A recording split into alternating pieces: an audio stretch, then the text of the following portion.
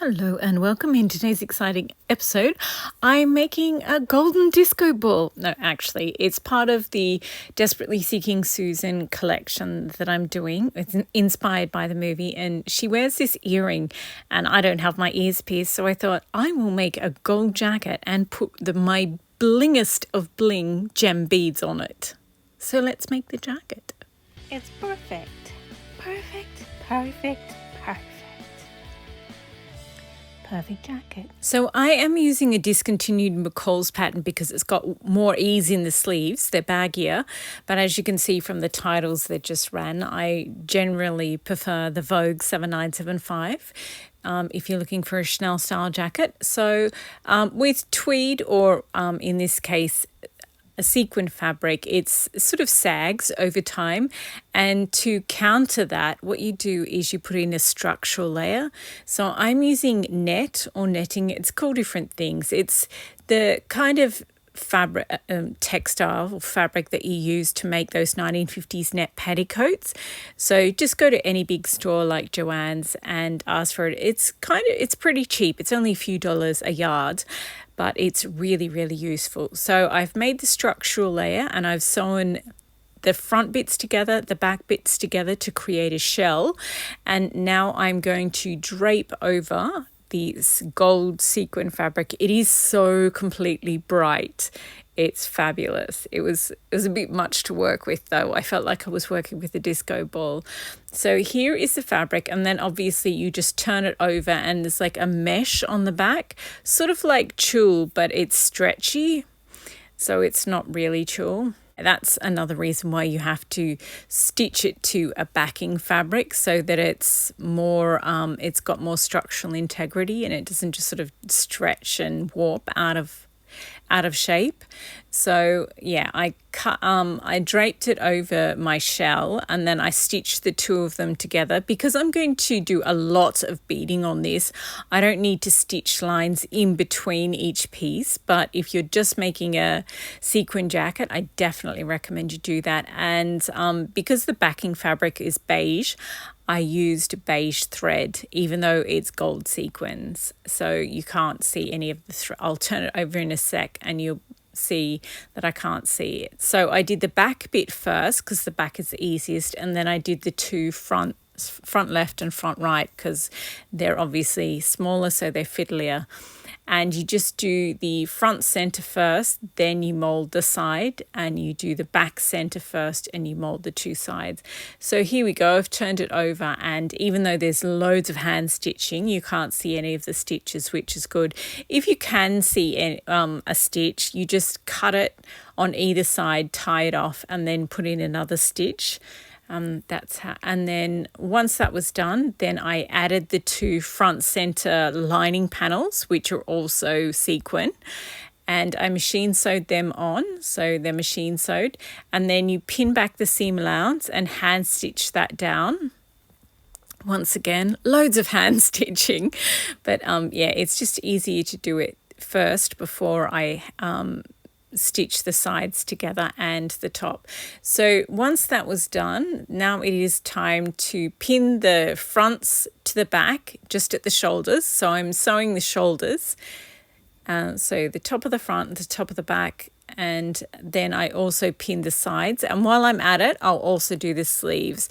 So this is the upper sleeve and the narrow bit is the undersleeve. So you pin them on one side, then carefully pin them on the other. So I've got both my sleeves to machine sew, and I have to machine sew the torso just at the shoulders and at the sides.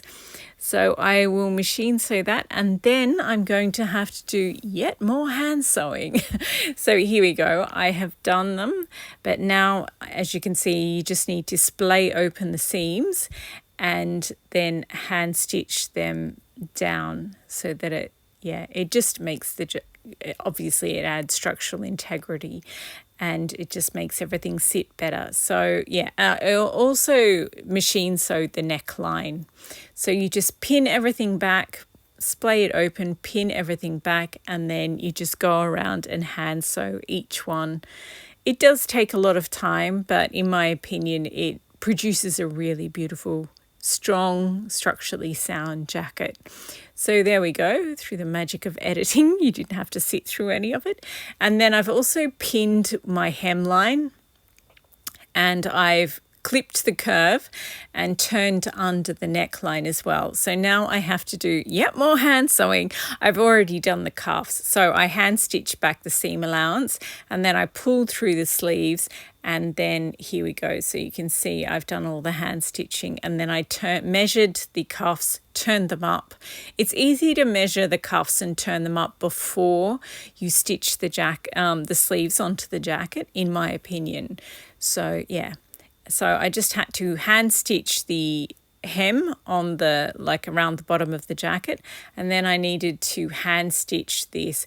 The neckline, you have to do it a couple of times. So I do it twice, and sometimes if the tweed is really fragile, I'll do it hand stitch around 3 times, because I'm going to go and do some beading after this. So it needs to be able to be handled for a bit before the lining goes on. So that's why you need so much hand stitching, but also so that it sits correctly. So here we go. It is just so much nicer than I thought it would be, because when I had the fabric, I was like, oh, this is pretty bright. This is definitely bright. And yeah, I really like it. And I don't know why, but I lived in India for a while, so I do love yellow gold. It completely reminds me of India, and the absolutely gorgeous gems and gold jewellery that they have. It's just absolutely gorgeous. But anyway, so I've done the torso, done the sleeves. Now it's time to pin them in. So centre top, centre bottom 2/3, you can pin that pretty easily, and then it's just the top third that gets eased in. If it's stressing you out, just take out all the pins, go and have a coffee, come back and do it again. Once it's done, and when you're working with sequins, I don't want to say I've never broken a needle, because I feel like I've jinxed myself, but just go slower than usual, because when you cut out the pieces of, once you've sewn in the sleeves, then you clip the curves, the bit under the arm, and then you push the seam allowance back up, both sides, back up into the sleeve, and it helps create a nice rounded shoulder. And then you hand stitch the seam allowance in. I hand stitch it once from the outside, so one hand on the inside, one hand at the outside, and I stitch from the outside. Then I turn it inside out, and I just make sure that I stitched again from the inside, and I never have any problem with my shoulder seams. And I hear on the internet that a lot of people have problems with their sleeves falling off. Personally, I think it must be because they don't hand finish the seams on the so I definitely recommend doing that. But yeah, when you're sewing sequins, don't go too fast with your sewing machine, because once you cut the pieces, I'm just comparing the two jackets, it really is this intensely vibrant gold. It's amazing. I mean, I love the antique one. I'm going to put rubies and gold beads on the antique one, and this one's going to have these absolutely bling gemstones on it. It's going to be so completely over the top and fabulous. As I said at the start of the video, it's inspired by those completely over the top and bling earrings that she wears in the movie. Okay, third time lucky. I just watched back the whole of the video and I'm like, finish your sentence. So yeah, when you're working with sequins, as soon as you cut out each of the pattern pieces around the edge, you're basically cutting all the sequins in half. So yeah, some of them fly off if it hits your foot at a pace.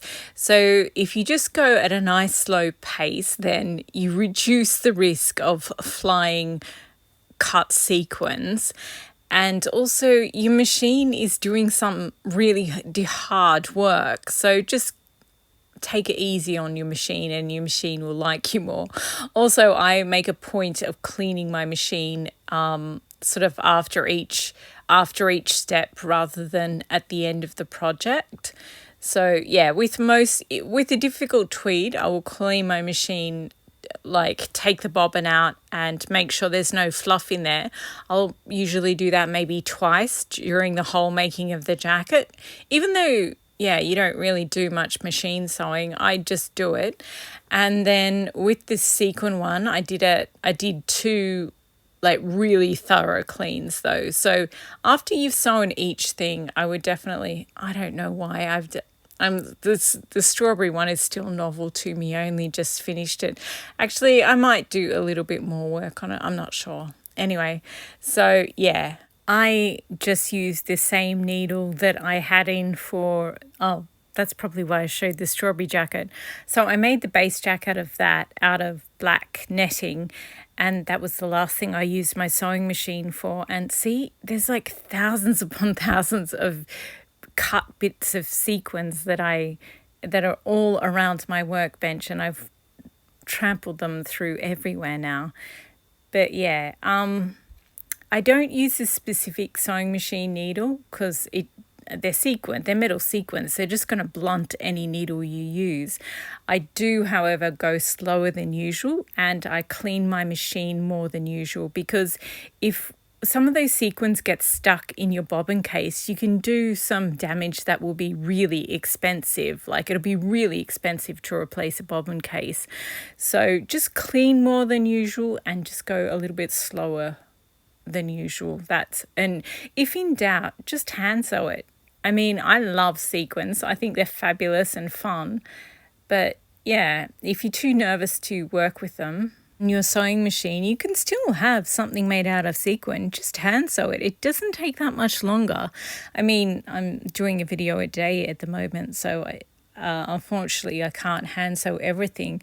But I think, yeah, at some point I want to get back to just hand sewing, because that's how I started sewing as a kid, and I wasn't allowed to use a sewing machine, so I just hand sewed everything, and I don't know, I kind of prefer it.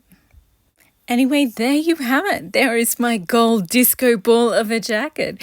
It is so completely fabulous. Oh my gosh. And then I'm going to put gems on top as well. It's going to be so cool.